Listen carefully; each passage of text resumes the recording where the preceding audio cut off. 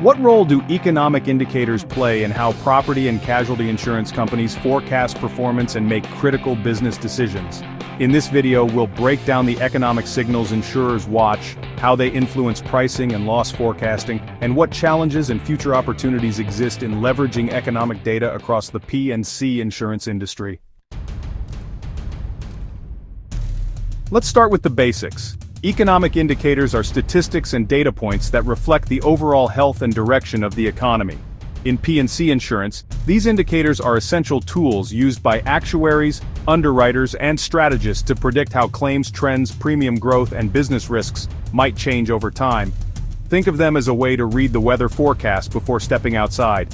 Except for insurance, it's a forecast for risk, loss, and market appetite. So, what indicators do insurers actually watch? Let's start with inflation. General inflation and more specific forms like medical inflation and construction cost inflation are key drivers of severity trends across multiple lines of business. In personal auto, for example, rising prices for parts, labor, and vehicle replacement push up claims costs. In homeowners, the cost to rebuild a home after a fire or storm is directly tied to inflation in lumber, materials, and contractor labor. Insurers monitor indexes like the Consumer Price Index, CPI, Producer Price Index, PPI, and the core PCE to understand how their cost assumptions may shift over time. Another big one, employment levels. Metrics like the unemployment rate, labor force participation, and total employment numbers impact several commercial lines, especially workers' compensation. More workers mean more exposure, and when wages increase, so do payroll-based premiums. But employment levels also influence the number and type of claims filed. A hot job market might correlate with more first-time or less experienced workers, potentially increasing injury frequency in labor-intensive industries. In commercial auto, economic activity is tied to freight volumes and logistics. So insurers might track freight indexes or trucking tonnage to understand risk exposure and possible shifts in driving behavior. Higher economic activity often means more vehicles on the road, more wear and tear, and higher exposure to accidents. Then there's GDP growth. Gross domestic product is a top-line indicator of economic strength and overall business activity. It helps insurers understand expansion or contraction across their commercial client base. Strong GDP growth may signal new business creation, higher payrolls, and more insurable assets, while a slowdown might mean exposure contraction and increased competition. Housing starts and construction activity are another important area. Now let's talk about how all these indicators tie into insurance forecasting. Insurers use these inputs to shape what's known as loss cost trends and trend selections. In other words, they estimate how much losses are expected to rise or fall year over year for a given book of business. These assumptions feed directly into pricing models and rate filings. If an insurer forecasts that medical inflation will rise 5% next year, they'll bake that trend into their pricing for workers' comp or liability coverage.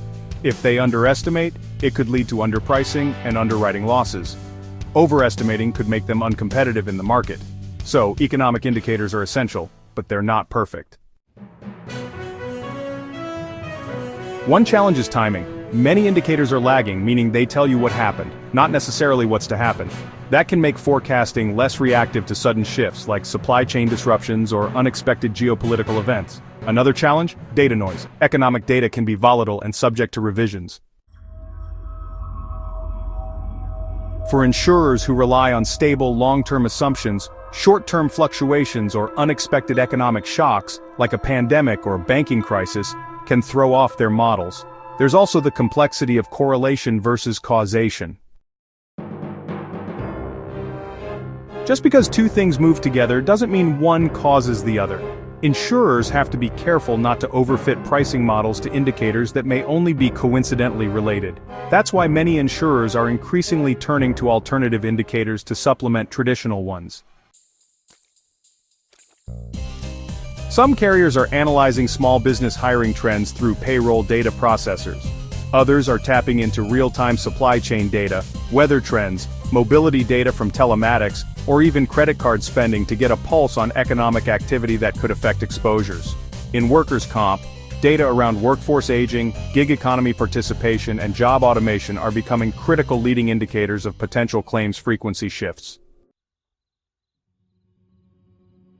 For property lines, satellite imagery, aerial data, and geographic information systems, GIS, are being used alongside housing starts to forecast regional exposure concentrations. Looking ahead, we may see the rise of AI-driven economic models that ingest both traditional and alternative data streams in real time, offering more adaptive forecasting capabilities. These models could better anticipate risk shifts, giving insurers more runway to adjust pricing, underwriting guidelines, and capacity strategies.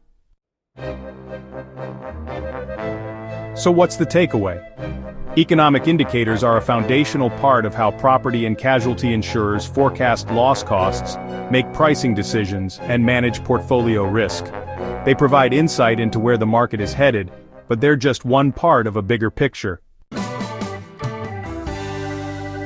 As insurers face faster change and rising uncertainty, combining traditional economic data with new, real-time signals will be key to staying ahead.